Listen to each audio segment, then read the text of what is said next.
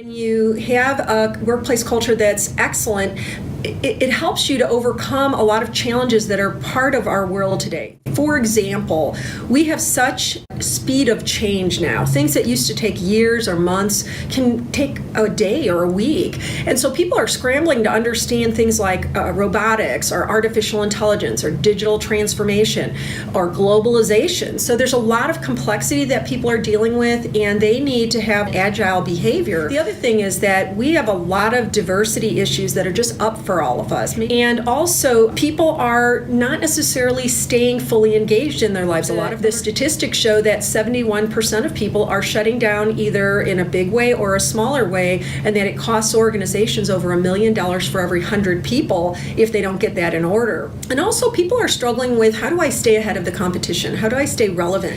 And there's also the issues of how do we deal with, all the negative behavior that is very evident and kind of in our faces right now. And what are the costs to us as human beings when we're not managing stress and we're not managing our wellness systems we have been using for centuries? It's time to dismantle those. And so the first kinds of culture that I want to talk about are the kinds of culture that are driven by control as the priority. In these kinds of models, profitability is more important than people. People are kind of treated in a transactional, almost dehumanized way, in a sense of, we're just sort of a cog in the machine. There's always hierarchy and a use of power over and power under dynamics, win-lose. There's a high emphasis on external motivation and just getting people to do what I said. So basically, if they just comply, that's best I can expect. Once there's a willingness to look and question the outdatedness of some of those models, then it's important to know what to put into the vacuum, what to replace them with, so that you don't fall back on what you've always known. So what do we transform into?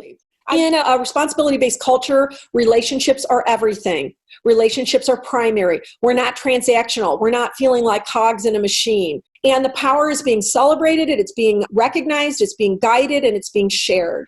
And people are being developed from the inside out, and no one's settling for compliance. We're going for the big result, which is commitment.